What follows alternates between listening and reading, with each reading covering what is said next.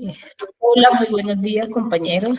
Hoy vamos a iniciar con la presentación de un nuevo protocolo. Mi nombre es Claudia Ojeda, fisioterapeuta, como todos me conocen. Vamos a hablar sobre 3 protocolos cada mes. Entonces, este mes nos corresponde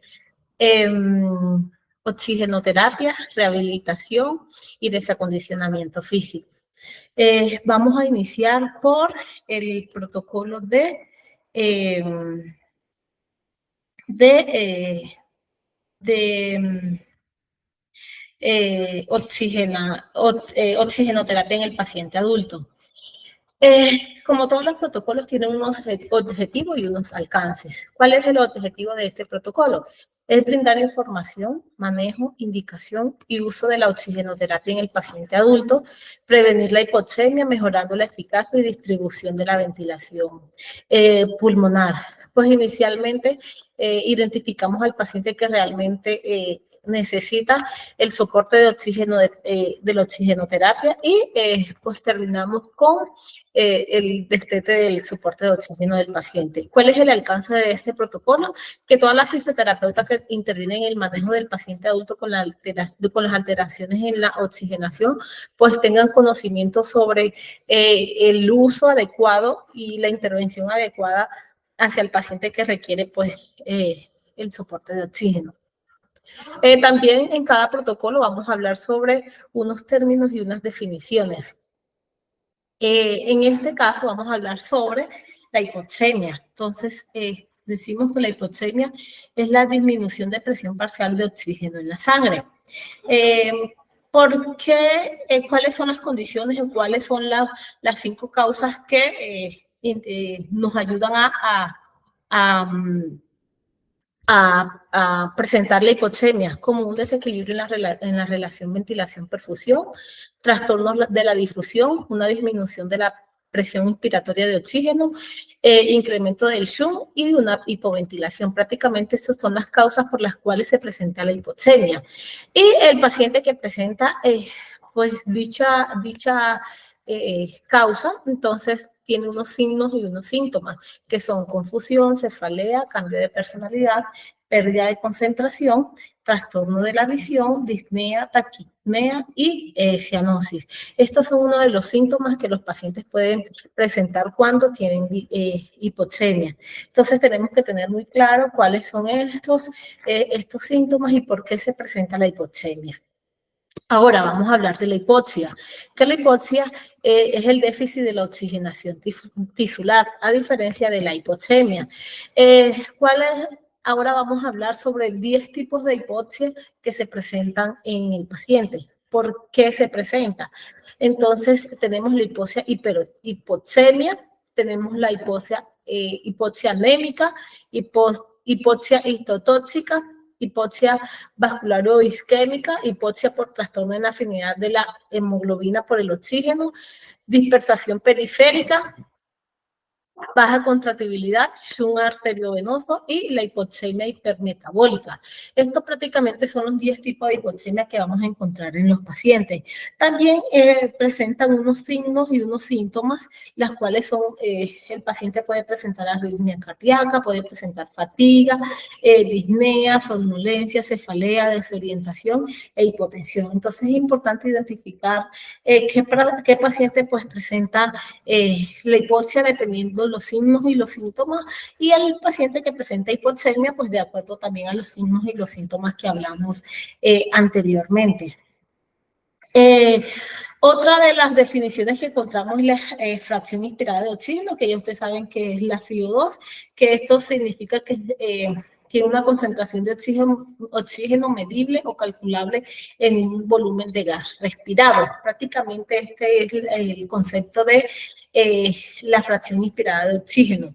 Ahora vamos a hablar, para calcular esta FiO2 tenemos una fórmula para encontrar la FiO2 ideal. ¿Cuál es esa fórmula? Entonces sería FiO2 ideal, que sería igual a presión parcial de oxígeno ideal por la FiO2 actual entre la PO2 actual. Esta básicamente la encontramos en los gases arteriales. Ya usted sabe que pues estas estos resultados están y son medibles en la gasimetría arterial del paciente y pues la PO2 que tiene el paciente actual. Ya depende si tiene cánula nasal, si tiene máscara Venturi, si está con ventilación mecánica, pues ya depende del soporte de oxígeno y la FiO2 que tenga el paciente. Lo demás, pues sí lo encontramos en la gasimetría arterial. Ahora vamos a hablar de los sistemas de alto flujo, la cual suministramos oxígeno al paciente. Entonces dice que el soporte de oxígeno de alto flujo entrega todo el caudal volumétrico inspirado y este tiene dos grandes ventajas, las cuales se puede proporcionar una FiO2 constante y definida y al suplir todo el gas inspirado se puede controlar la temperatura, se puede controlar la humedad y se puede controlar la concentración.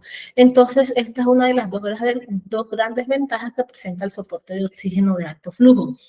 ¿Cuáles son esos sistemas de alto flujo que tenemos aquí, que son más usuales aquí en la clínica La Estancia? Los soportes de oxígeno que tenemos son los dispositivos tipo Venturi que permiten dar las diferentes fracciones de oxígeno que se quiere administrar a un paciente. Pues el primero que vemos es un Venturi con ventana fija, que ese nos ayuda a medir la concentración de FiO2 que se le proporciona al paciente. Depende cada color, de acuerdo al medidor de oxígeno, pues ya va a ser la concentración de oxígeno que se le va a suministrar al paciente. Entonces, tiene varios colores, que va desde, proporciona desde 4 litros por minuto hasta 12 litros por minuto, siendo el azul el que proporciona menos cantidad de soporte de oxígeno, que va de 4 litros y proporciona 24% de FiO2, y el naranja, que es el que proporciona más soporte de oxígeno, que proporciona 12 litros a 50 litros por minuto. Hay uno, depende la casa comercial, hay unos que vienen en vez del naranjito, del naranja, pues viene el rosado, entonces ya depende de la casa comercial. Igual pues ahí en los concentradores se pueden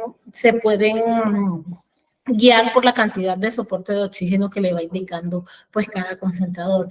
Y el Venturi con ventana de succión variable es el Venturi que tiene pues el concentrador amarillo, que se proporciona desde 5 litros 28% hasta 10 litros 100%. Entonces ya depende cómo lo vayamos a utilizar, eso depende pues la patología del paciente, depende de los resultados de los gases arteriales, pues ya usted define qué soporte de oxígeno de alto flujo pues le va a colocar al paciente. Ahora vamos a hablar sobre los sistemas de bajo flujo. Entre estos tenemos la cánula nasal, que esta proporciona una parte de la atmósfera expirada por el paciente. Esta cánula nasal proporciona desde 1 litro por minuto, que son 24% de FiO2, hasta 5 litros por minuto con una FiO2 de 40%. Estos 5 litros por minuto es importante aclarar que se debe de proporcionar pues humidificado. Hasta 4 litros por minuto se puede proporcionar directo sin humidificarlo, pero ya con 5 litros pues se puede proporcionar humidificado. Tenemos unas ventajas, unas desventajas y unas precauciones con este soporte de oxígeno. ¿Cuáles son las desventajas? Que es muy confortable y barato, pues el paciente no se va a sentir pues tan angustiado con ese soporte de oxígeno porque realmente es muy confortable y proporciona oxígeno continuo. Ahora tenemos las desventajas de este soporte de oxígeno, que puede presentar irritación local, obstrucción nasal y dermatitis. Y puede presentar también resecamiento de las membranas mucosas si lo utilizamos a alto flujo mucho tiempo. Entonces, pues esta es una de las ventajas que presentamos. Igual nosotros evaluamos prácticamente todos los días al paciente para ver si se le puede ir bajando a la cantidad de flujo y para ver cómo va el paciente, cómo va evolucionando el paciente. Y una de las precauciones que tenemos es que si tener precaución en los pacientes que presentan obstrucción nasal por pólipos, atrasias de coana y abundante cantidad de secreciones nasales. ¿Por qué? Porque cuando el paciente presenta abundante cantidad de secreciones nasales, puede haber que la cánula nasal pues sea obstruida y realmente no le esté proporcionando la cantidad de soporte de oxígeno que necesita el paciente. Entonces, tenemos que tener mucha precaución en cuanto a eso que presenta el paciente. Ahora vamos a mirar la máscara simple de oxígeno, que esta va a proporcionar desde 5 litros por minuto, 40%, hasta 8 litros por minuto, perdón, que proporciona 60% de CO2. También tenemos unas precauciones, unas complicaciones y unas limitantes. ¿Cuáles son las precauciones? No deben utilizarse flujos menores a 5 litros por minuto. ¿Por qué? Porque es que no le vamos no le vamos a asegurar la concentración adecuada que el paciente se utiliza. Si la utiliza 4 litros por minuto, pues el paciente no va a suplir esa cantidad de soporte de oxígeno pues que realmente necesita. Para eso entonces tenemos otros tipos de soporte de oxígeno que sí le van a suministrar pues la cantidad de oxígeno, como la cánula nasal, que proporciona hasta 5 litros por minuto. Entonces, menos de 5 litros por minuto la cánula nasal no se puede utilizar. La máscara simple de oxígeno, perdón. Entre las complicaciones que tenemos la aspiración de vómito. Es más probable cuando se tiene este sistema. ¿Por qué? Porque es una máscara que el paciente cuando vomita, pues el vómito va a quedar en la máscara, la cual él la puede aspirar. Entonces tenemos que tener muchas precauciones con eso, porque podemos producir una broncoaspiración, ya depende a la condición del paciente. Y unas limitantes que interfieren con la alimentación, no es como la cánula nasal, que la cánula nasal, pues el paciente puede hacer su higiene oral, puede hacer su ingesta, que no le va a interferir en nada de esto, mientras que cuando tenga esta máscara simple, pues el paciente va a tener que retirársela. ¿Para qué? Para poder suplir esas necesidades, como la higiene bucal, va a tener la necesidad de retirársela para la ingesta de la alimentación. Entonces no le vamos a asegurar una concentración de oxígeno constante, y pues el paciente puede presentar un retraso, digamos, en la mejoría de la condición clínica. Ahora vamos a hablar la máscara con bolsa de reserva, que es la máscara de no reinhalación. Esto proporciona desde 8 litros por minuto, que es 60%, hasta más de 12 litros por minuto, que es al 100%. Entonces, dice que posee una válvula unidireccional que impide que el paciente reinhale el CO2 exhalado. Depende también, pues, la patología, la necesidad de oxígeno, cómo están los gases arteriales. Ahí miramos qué soporte de oxígeno le vamos a colocar al paciente. A menos de 8 litros por minuto, pues no se le debe de colocar al paciente. Para eso están otros sistemas, como el sistema Venturi. Entonces, esto se proporciona desde 8 litros por minuto en adelante. Ahora vamos a hablar sobre algunas recomendaciones por patologías. Es importante tener en cuenta en el momento del paciente que presenta asma, colocarle una concentración que realmente necesite el paciente. ¿Por qué? Porque si le colocamos demasiado FiO2, si le suministramos demasiada FiO2 al paciente, eso lo que nos va a agudizar es el cuadro. Entonces, esto lo que va a ayudar es que haya una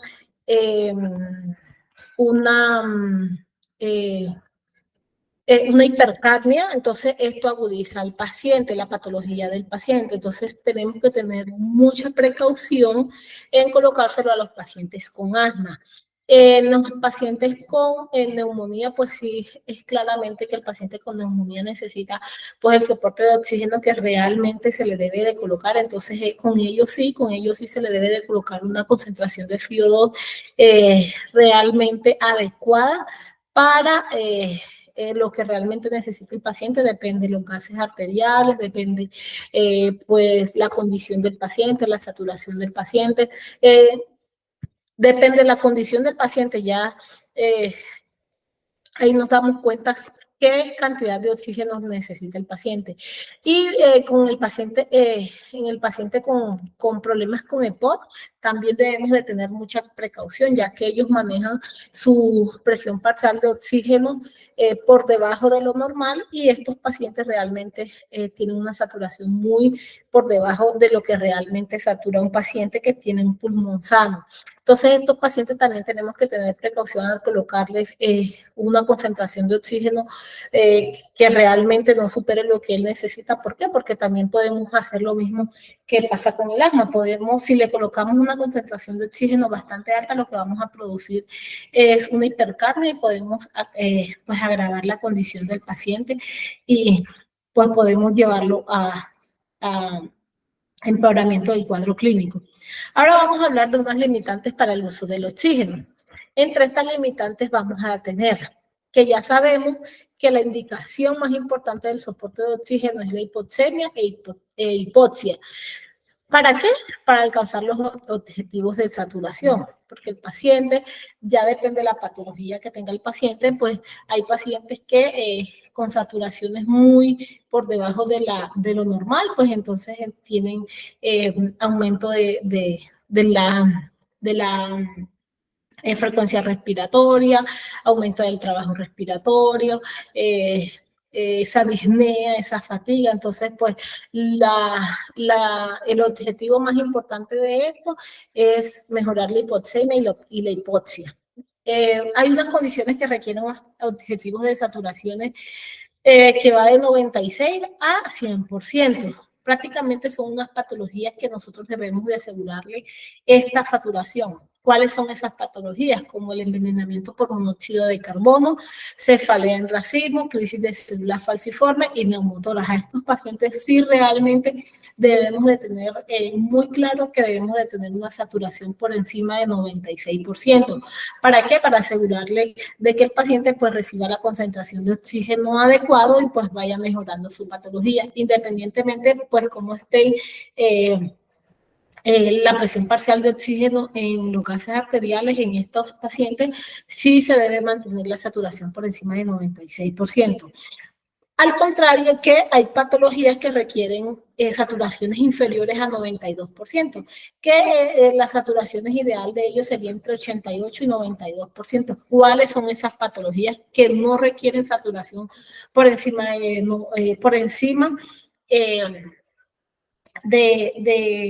o que no requieren saturaciones de 100% o 96%, que requieren saturaciones inferiores a 92%, que sería el EPOC, la hipoventilación por obesidad, enfermedades respiratorias neuromusculares, apnea obstructiva del sueño, disminución del impulso respiratorio central, como cuál pacientes que tienen sedación por alguna patología, ya sea quirúrgica, ya sea respiratoria, ya sea neurológica, pues ya depende por qué el paciente tenga la sedación, SB y encefalitis. Entonces, todos estos pacientes que presentan estas condiciones no necesariamente requieren una saturación muy alta. De saturación entre 88 y 92%, pues una saturación adecuada para ellos. Ahora vamos a hablar cuáles son las contraindicaciones de colocarle soporte de oxígeno al paciente.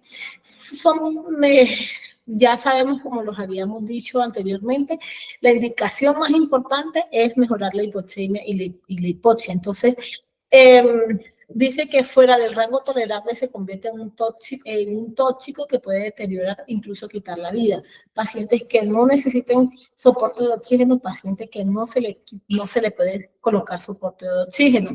¿Por qué? Porque lo que vamos a hacer es vamos a producir toxicidad en el paciente y pues podemos llegar hasta provocarle la muerte. Los pacientes que tengan envenenamiento por paraquat, el asma,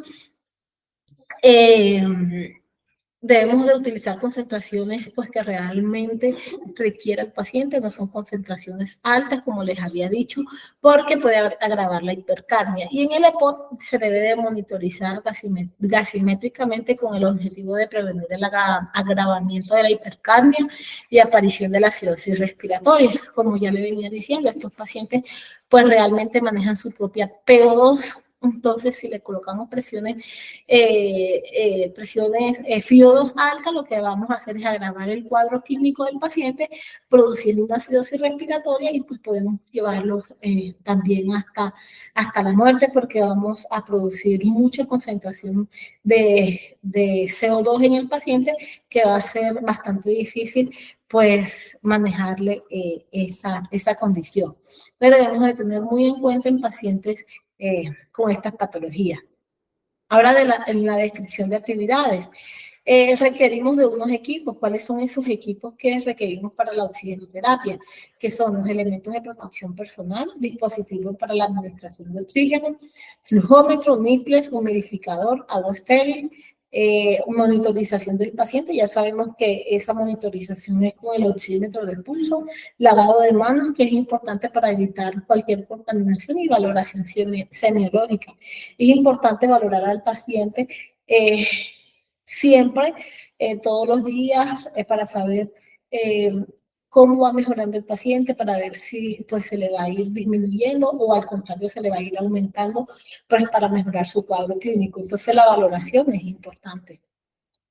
La valoración gasimétrica es importante también. ¿Por qué? Porque ahí nos vamos a dar cuenta qué soporte de oxígeno realmente necesita el paciente para mejorar su condición.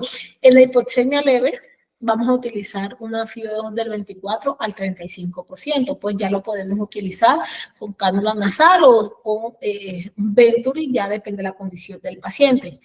La hipoxemia moderada, aquí podemos utilizar FIO2 del 40% al 50%, perdón, y la hipoxemia severa que va desde FIO2 hasta el 70% hasta el 100%. Con ello sí podemos utilizar ya sea máscara de no reinhalación o pacientes que estén intubados. Entonces, ya depende el tipo de hipoxemia, pues se va a utilizar el soporte de oxígeno que necesita el paciente. También debemos de tener en cuenta el sistema de acuerdo a la severidad de la hipoxemia. Por gases arteriales, por condición del paciente, pues usted se va a dar cuenta qué sistema necesita, qué soporte necesita, si necesita la cánula nasal, si necesita la máscara simple, si necesita el Venturi o ventilación mecánica, pues de acuerdo a la severidad de la hipoxemia, pues ya se va dando cuenta qué soporte va necesitando el paciente.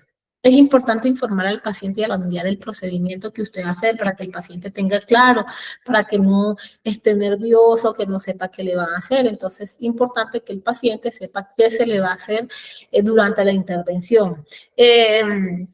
Mantener al paciente en semifowler si no está contraindicado. Entonces, así podemos mejorar el soporte, la oxigenación en el paciente. Ya depende, se le pregunta al especialista si el paciente pues, puede colocarse en pacientes semifowler, más que todo en los pacientes que son o con operación de la paratomía o pacientes que son operados de cadera, pacientes que son operados de craneotomía, pues depende de la patología, se le va a preguntar al especialista si se puede colocar en semifowler. Es importante que el agua esté usar el humidificador con agua estéril y conectarlo a la fuente de oxígeno. Conectar el sistema elegido al humidificador, rotular el equipo con nombre del paciente y fecha. ¿Para qué? Para que de pronto no tengamos algún incidente con que se le va a colocar un humidificador o un equipo que ya utilizó con un paciente se le vaya a colocar a otro paciente. Entonces, todo equipo que usted debe utilizar debe estar marcado con nombre del paciente, cédula del paciente y fecha que lo coloca y fecha de cambio. Y regular el flujo según el sistema elegido. Ya depende si va a utilizar cánula nasal, pues lo va a colocar a el flujo que está indicado en la cánula nasal o si va a colocar el Venturi, hasta cuánto va a colocar el flujo. Colocar protección de piel en el puente nasal o pabellón auricular. ¿Para qué? Para evitar laceraciones, ya que hay pacientes que tienen la piel muy delicada, entonces pueden producir alguna laceración. Verificar la permeabilidad de la vía. ¿Para qué? Para asegurar de que la concentración de oxígeno de que se le esté suministrando al paciente realmente es la concentración de oxígeno que el paciente esté adquiriendo. Entonces es importante verificar porque puede haber que esté obstruida por secreciones nasales, puede haber que tenga alguna fuga. Entonces es importante siempre verificar la permeabilidad de la vía aérea. Verificar que el oxígeno fluya adecuadamente a través de todo el sistema, como ya le venía pues diciendo anteriormente. Verificar todo, que no tenga ninguna obstrucción, o el paciente que esté ventilado, pues hacerle su higiene por el tubo orotraqueal. ¿Para qué? Para tener asegurado la permeabilidad de la vía aérea. Monitoría constante de saturación de oxígeno. ¿Para qué? Para saber si el paciente pues va mejorando, el paciente se mantiene o el paciente pues, al contrario va bajando la oxigenación, para mirar qué soporte de oxígeno se le puede colocar. Si no celular destete, sugerir oxígeno domiciliario. Pues ¿para qué? Para asegurar de que el paciente pues se vaya con un tratamiento adecuado. Y realizar el registro del procedimiento en la historia clínica. Es importante que todo procedimiento que se haga se realice en historia clínica, así evitamos cualquier complicación, así evitamos cualquier eventualidad con un paciente. Entonces, todo debe estar registrado para que el paciente, pues, para que todo quede evidenciado en la historia clínica. Ahora vamos a hablar de unas complicaciones que se pueden presentar estando en la estancia del paciente, unos factores de riesgo que pueden interferir en la complicación de esa patología, y unas conductas que nos sirven para prevenir que se presenten esas complicaciones. El paciente con paro respiratorio con EPOC. Entonces, ¿qué dice los factores de riesgo? Dice que administración de concentraciones de oxígeno capaces de elevar la presión parcial de oxígeno por encima de los valores normales que el paciente normalmente maneja. ¿Cuál es la conducta preventiva? Mantener al paciente en condiciones de hipoxemia leve, monitorización continua con oxímetro de pulso. ¿Qué quiere decir esto?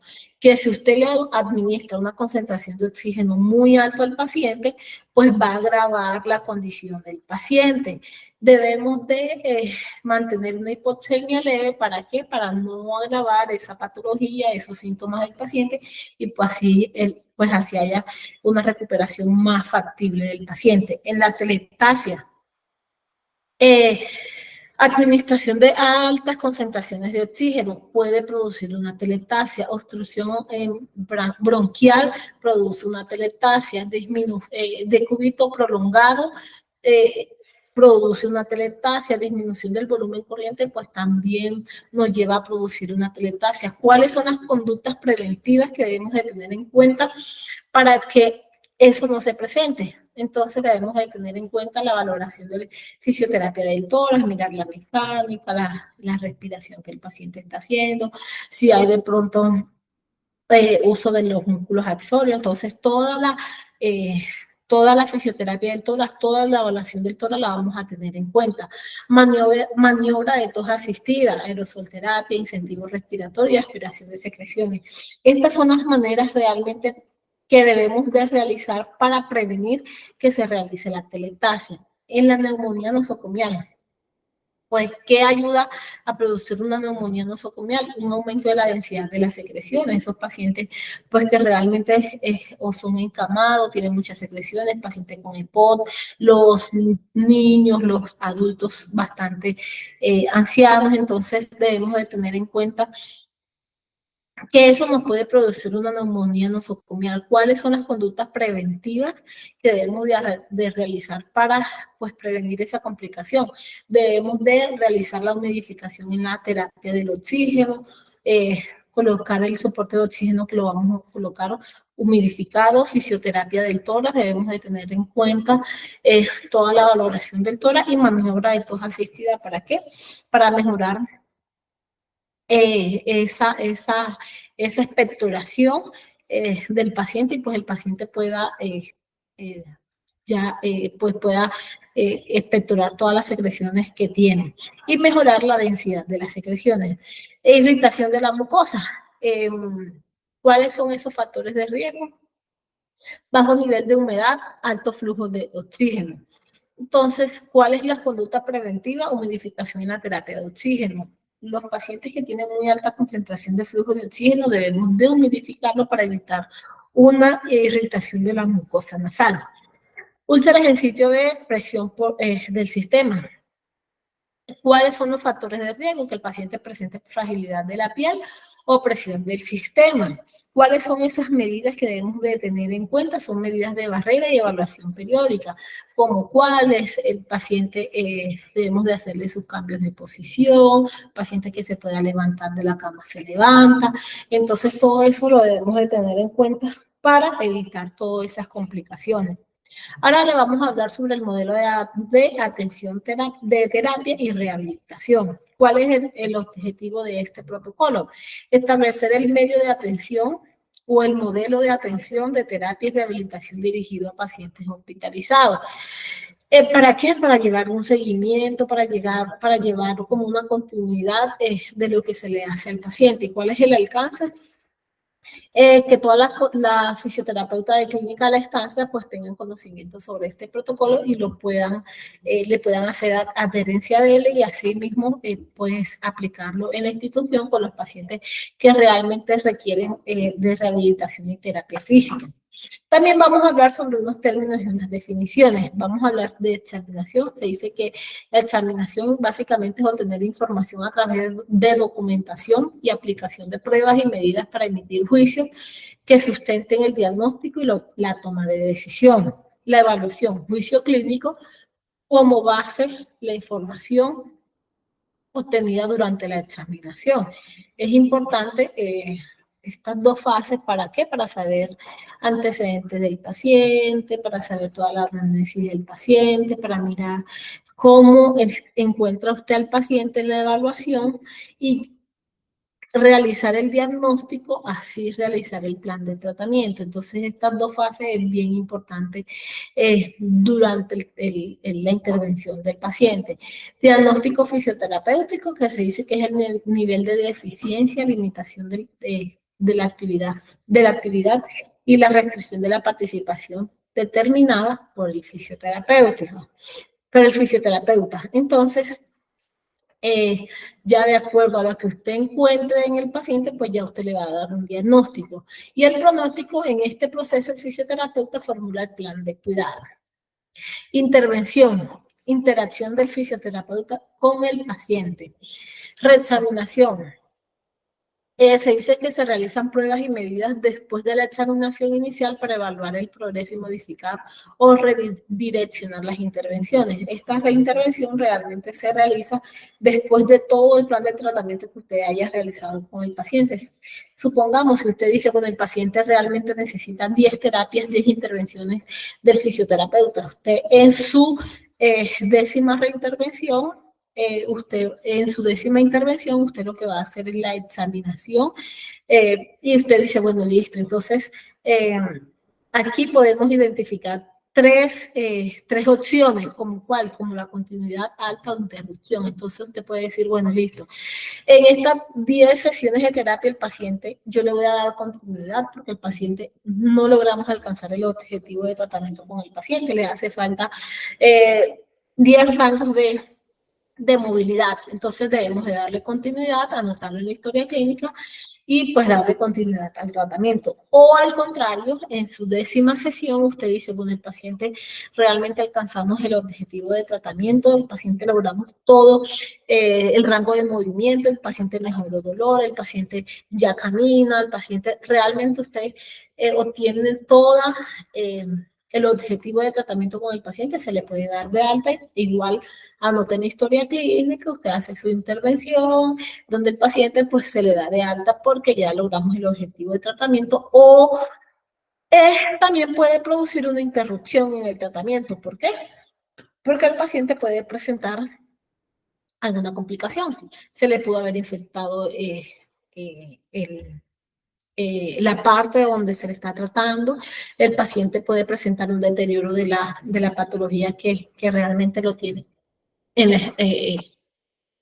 hospitalizado, o por alguna condición que usted encuentre que usted diga, bueno, el paciente se le debe de interrumpir la rehabilitación, en el momento no necesita por esta condición, y se debe anotar todo en la historia clínica. Entonces, puede colocar que en cuanto mejore la condición, pues se le puede seguir el tratamiento que realmente se le venía haciendo al paciente. Ahora, la descripción de actividades. Lo primero que se le debe de hacer es una prescripción del médico general o especialista. Ya cuando el médico pues ya le formule la terapia física al paciente, la rehabilitación, entonces usted aborda los pasos del modelo de manera secuencial, comenzando por el examen y terminando por la intervención. Entonces ya anteriormente habíamos hablado de esta fase, y en la fase de reexaminación y evaluación, ¿qué vamos a hacer? Vamos a tener en cuenta el sistema cardiovascular, musculoesquelético, neuromuscular e integumental. Estos sistemas los vamos a evaluar para saber en qué condiciones encontramos al paciente. Luego vamos a la fase de diagnóstico, que esa fase comprende el registro de hallazgos en toda la evaluación y la reexaminación, en la evaluación y examinación que le hicimos al paciente. Vamos a realizar el diagnóstico fisioterapéutico, ya usted va a decir si tiene limitación en alguna, ya sea en el sistema cardiovascular, en el sistema musculoesquelético, en el neuromuscular o en el tegumentario. De ahí vamos a realizar el pronóstico fisioterapéutico, que nos va a llevar a una formulación de plan de tratamiento. Entonces ya vamos a ir a la fase de intervención. ¿Cuál es la fase de intervención? También comprende la formulación de plan de tratamiento y comprende la ejecución del plan de tratamiento. Entonces ya en esta etapa usted va a decir, bueno, el paciente necesita 3 sesiones de terapia física, entonces esta es la fase de intervención. Usted le hace sus 3 terapias de terapia física y ya viene la fase de reexaminación. Entonces ya usted decide qué opciones va a tomar de las que hablamos anteriormente, como cuál, como la interrupción, continuidad o alta. Entonces ya depende de la reexaminación, pues ya usted va a decidir qué le va a seguir al paciente. Ahora vamos a hablar del diagrama de flujo del modelo de atención de terapia y rehabilitación. Prácticamente es lo que hemos hablado anteriormente, que iniciamos por la prescripción de la terapia física o la terapia respiratoria en el paciente. ¿Qué seguimos? Seguimos con la evaluación y la examinación del paciente, entonces, la cual nos va a conllevar a un diagnóstico fisioterapéutico, ya sea en la parte física o en la parte respiratoria. Si el paciente pues no necesita ni la física ni la respiratoria, entonces se debe registrar en la historia clínica y le damos fin a la intervención. Como por el contrario, necesita la física o la respiratoria, entonces realizamos la intervención según guías y protocolos de la clínica. Luego que hagamos esa intervención, pues hacemos una reexaminación y le damos tomamos las 3 opciones que hablamos anteriormente. Entonces, si le da continuidad, interrupción o alta al paciente. Entonces, independientemente de la decisión que tome, si logró los objetivos, si no logró los objetivos, entonces usted va a anotar en la historia clínica qué conducta va a tomar el paciente. Todo se debe anotar en la historia clínica para tener claro cómo deja el paciente, cómo está el paciente, para que de pronto en algún momento no vayamos a tener alguna dificultad con ese tipo con algún problema que se pueda presentar con el paciente, porque puedan decir que no lo hicieron. Entonces ahí es la única forma que podemos salvarnos pues mostrar que sí realmente se le trabajó al paciente. Ahora vamos a hablar sobre el diagnóstico fisioterapéutico y patrones de según la Asociación Americana de Fisioterapia y según su dominio. Entonces, esto tiene unos patrones, la cual tiene unos dominios musculoesqueléticos según la Asociación Americana de Fisioterapia. Soy el patrón A. En el dominio musculoesquelético dice que vamos a buscar la prevención primaria, reducción de riesgo para la desmineralización esquelética. Patrón B, deficiencia postural. Patrón C, deficiencia en rendimiento o desempeño muscular. Toda la parte muscular la vamos a mirar aquí, tanto la parte de la movilidad articular, la parte de la función motora, el rendimiento muscular, arcos de movimientos completos. Entonces, prácticamente esto nos va a indicar todo sobre la parte muscular, que va desde el patrón A hasta el patrón J. En el patrón, en el dominio neuromuscular, también nos va a hablar todo sobre la parte del sistema nervioso central, también nos va a identificar sobre la pérdida del balance del equilibrio, sobre el desarrollo motor, sobre los nervios periféricos. Estos también tienen unos patrones que van desde el patrón A hasta el patrón I.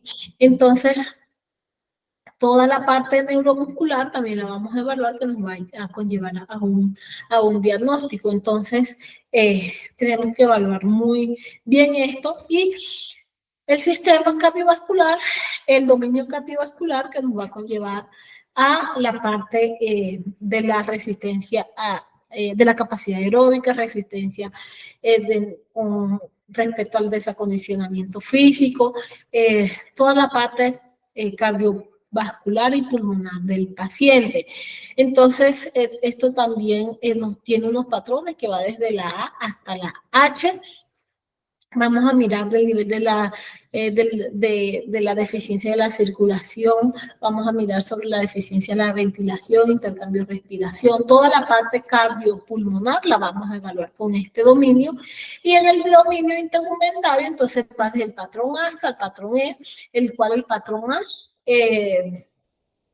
busca prevención primaria, reducción de riesgo para la desórdenes integumentarios. El patrón B nos va a llevar a la deficiencia en la integridad integumentaria asociada con compromiso superficial de la piel. El patrón C, deficiencia en la integridad integumentaria asociada con compromiso parcial de la piel y formación de escaras. Prácticamente es todo sobre la piel, la formación de escaras, las úlceras por presión. Entonces, este sistema nos va a conllevar a eso.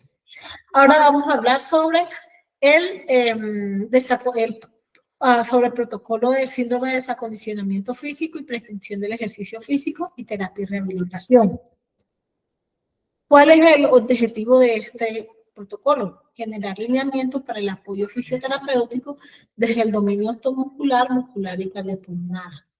¿Cuál es el alcance? Identificación de la necesidad, facilitar la funcionalidad en las actividades de la vida diaria. Y la aplicación prácticamente es todos los pacientes que requieran mejorar su condición física, acondicionar su cuerpo otra vez, mejorar ese desacondicionamiento físico. Entonces, paciente que identifiquemos que necesita el acondicionamiento físico, pues a ese paciente se le va a abordar. Ahora vamos a hablar sobre unos términos y unas definiciones. Vamos a hablar sobre el desacondicionamiento físico, que se dice que es el descenso de la capacidad para desempeñar las actividades de la vida diaria por deterioro de la función motora. Se dice que en la parte muscular hay una pérdida del 50% del desempeño muscular como consecuencia de una atrofia muscular. ¿Por qué se presenta esto? Porque puede haber una pérdida de los puentes cruzados de los filamentos musculares. También puede haber una disminución del ATP sarcoplasmático por la resistencia de la insulina, aumentando una debilidad muscular generalizada y una disminución de la síntesis proteica para la reconstrucción de fibras musculares. Entonces, prácticamente estas son las condiciones por las cuales se llevan a la pérdida del 50% del desempeño muscular. Ahora vamos a hablar sobre unas repercusiones hemodinámicas. ¿Cuáles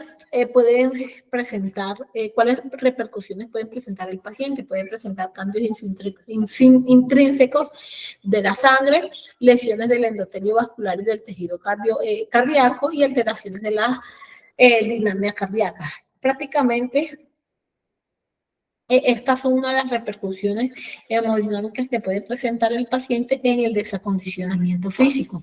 Y decimos que el ejercicio físico adecuadamente planeado, ejecutado y monitoreado genera cambios favorables para la disminución de comorbilidades propias de la hospitalización o para la repercusión de la salud y el reintegro social. Entonces, fíjense que es muy importante identificar cuál es el paciente que realmente necesita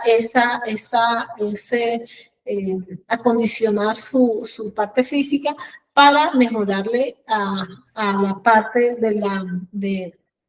de su condición física y de sus quehaceres de su vida cotidiana. Entonces, también decimos que la inmovilización desencadena una serie de alteraciones desde las primeras 24 horas. Fíjense que es muy importante identificar desde el inicio o tener muy en cuenta las primeras 24 horas del paciente en la hospitalización, ya que se puede presentar o estas alteraciones se presentan por atrofia de fibras musculares tipo 2, que presenta una degeneración de miofibrinas y un aumento de glucógeno, perdón. En la fatiga muscular puede haber menor capacidad oxidativa, déficit de oxígeno, mayor dependencia de metabolismo anaeróbico. Decimos que en la tercera semana se pierde el 50% de la fuerza muscular. ¿Por qué se presenta esto? Porque hay unos cambios metabólicos, ya que hay una pérdida de nitrógeno urémico de 2 a 12 gramos por día, pérdida de calcio de 4 gramos día y un balance negativo de sodio, potasio y fósforo. En la octava semana, ¿qué se puede presentar? Se puede presentar una intolerancia a carbohidratos, pérdida de hasta el 16% de masa ósea y mayor riesgo de trombosis venosa profunda en hipotensión ortostática. Entonces, fíjense que es muy importante que todo tiene una secuencia y el paciente desde las primeras 24 horas mira lo que puede desencadenar desde una atrofia de las fibras musculares tipo 2 hasta la octava semana, que puede presentar intolerancia a los carbohidratos, pérdida de la masa ósea. Entonces todo eso conlleva, y desde la semana octava en adelante, pues todo el encamamiento que se puede presentar en el paciente. Entonces, fíjense que es muy importante ese acondicionamiento físico del paciente para evitar todo esto y así mejorar su condición, y pues se le puede mejorar su patología, la cual va a conllevar a un egreso rápido. Ahora vamos a hablar sobre prescripción del ejercicio, que se dice que es el proceso por el cual se recomienda una serie de actividades físicas de manera sistemática e individualizada. Es importante tener en cuenta que no a todos los pacientes se les realiza el mismo ejercicio, no a todos los pacientes se les realiza de la misma intensidad, de la misma forma. Entonces, la prescripción del ejercicio debe ser individualizada. Ya depende a la condición del paciente, depende a lo que usted le encuentre al paciente. Hay unos principios de entrenamiento físico. ¿Cuáles son esos principios? Especificidad. Aquí vamos a tener en cuenta el tipo de ejercicio y grupos musculares comprometidos. No a todos los ejercicios, no a todos los pacientes, perdón, se les realiza el mismo tipo de ejercicio, y no a todos los pacientes se les trabajan los mismos grupos musculares. Entonces, porque no es lo mismo trabajarle un brazo que a una pierna. Entonces ya usted va a tener en cuenta el tipo y el grupo muscular que se le va a trabajar al paciente. La individualidad, tenemos que tener en cuenta la edad, nivel de aptitud y estado de salud. Entonces, no va a ser lo mismo trabajarle a un paciente joven que a un paciente de 70, 80 años. Entonces hay que tener en cuenta todos estos principios. Reversibilidad, pierde los beneficios logrados. Aquí tenemos que tener en cuenta que debemos de tener una continuidad en la terapia física, porque puede haber que algunos compañeros vienen, le hacen terapia física 2 días seguidos, pero ya el tercer día no se le realiza terapia física al paciente. Entonces, todo este beneficio que hemos logrado en esos 2 días, pues se va a perder al tercero porque no hay una continuidad en la rehabilitación del paciente. Progresión, aumentar el volumen de forma progresiva. Pues depende a la mejoría que usted vaya observando en el paciente. Sobrecarga, cargas más altas que los habituales. Pues depende también, depende de la progresión del paciente. Todo va a depender sobre lo que usted le encuentra al paciente, cómo va mejorando esa condición, cómo va mejorando esa fuerza. Entonces, depende de lo que usted le encuentre al paciente, pues así le va a trabajar. Y la recuperación, evaluar de manera sistémica. Entonces, cada sistema hay que valorarlo, hay que examinarlo para ver cómo ha mejorado y qué pues se le va a seguir trabajando al paciente. Hay unos elementos básicos de la prescripción del ejercicio y tenemos que tenerlo en cuenta, y ya que esto nos complementa lo que hemos hablado. Como la intensidad es el grado de esfuerzo que exige un ejercicio. Depende de la condición del paciente, pues usted así le va a exigir el grado de esfuerzo, qué tan intenso va a ser el ejercicio. En la frecuencia, el número de sesiones por semana o por día. Entonces ya depende de la condición del paciente, pues usted va a mirar qué número de sesiones se le va a trabajar. Volumen, que es la suma total de repeticiones. Pues ya también depende de la condición del paciente, depende de la patología, depende de todo lo que hemos visto, pues usted le va a realizar la prescripción del ejercicio. Y el método que tiene 3 fases, que va a ser continuo, fraccionado o mixto. Entonces, en el continuo se realizan sin pausa. Va a ser un ejercicio que va a ser constante, que no va a realizar pausa en ningún momento. Fraccionado, que es el intervalo de descanso. Entonces, ya usted va a trabajar aquí continuo, va a tener una fase o un intervalo pequeño de descanso, luego va a trabajar continuo y así lo va fraccionando. Y mismo, que es la combinación de los dos métodos anteriores. Parecido al fraccionado, pero aquí va a tener más tiempo para el descanso. Ahora vamos a hablar sobre las fases del ejercicio, que comprende el calentamiento, que esto se da por 5 minutos. Calentamiento de 5 minutos para, ¿sí?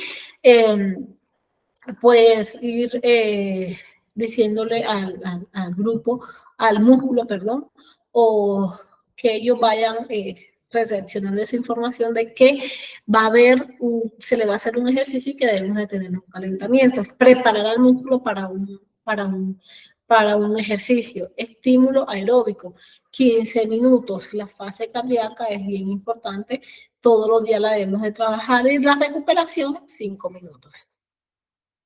Aquí les quise presentar unos protocolos de intervención publicados que comprenden planificación de entrenamiento bajo la prescripción del ejercicio, frecuencia, intensidad, volumen, densidad y tipo de ejercicio. Realmente no nos vamos a quedar mucho aquí porque estos son unos protocolos que utilizaron en otras partes y quise como que traérselos y mostrárselos de acuerdo a la prescripción de las actividades, pero realmente no nos vamos a quedar aquí mucho tiempo porque realmente son protocolos que se utilizaron en otras partes. Entonces, ahora vamos a hablar sobre la escala de medición y evaluación fisioterapéutica. Tenemos unas escalas de acuerdo a los dominios que hablamos anteriormente. Entonces, ¿con qué escala vamos a evaluar cada dominio? En la escala cardiopulmonar, ¿qué vamos a evaluar? Vamos a evaluar la frecuencia cardíaca, ahí vamos a mirar el ritmo cardíaco y la fuerza del pulso, vamos a tener en cuenta eso. Vamos a tener en cuenta la frecuencia respiratoria, la tensión arterial, la saturación de oxígeno. Y vamos a evaluarlo con el test de Tanaka. ¿Qué vamos a evaluar aquí? Vamos a evaluar la estimación de la frecuencia cardíaca máxima a la que puede llegar un individuo cuando realiza actividad física. Es importante hacer esta evaluación, ¿para qué? Para no sobrepasar al paciente de una frecuencia que realmente no debe de trabajar el paciente. Entonces vamos a tener en cuenta la frecuencia máxima que se le debe de trabajar al paciente. Y el dominio neuromuscular lo vamos a trabajar con la escala de Glasgow.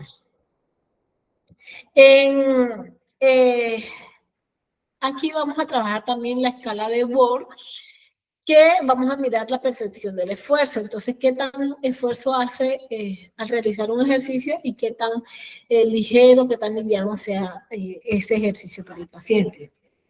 En el dominio osteomuscular, aquí vamos a mirar, vamos a evaluar con la evaluación del dolor, qué tan fuerte siente ese dolor el paciente y qué tan pues, débil el dolor en el paciente. Arcos de movilidad.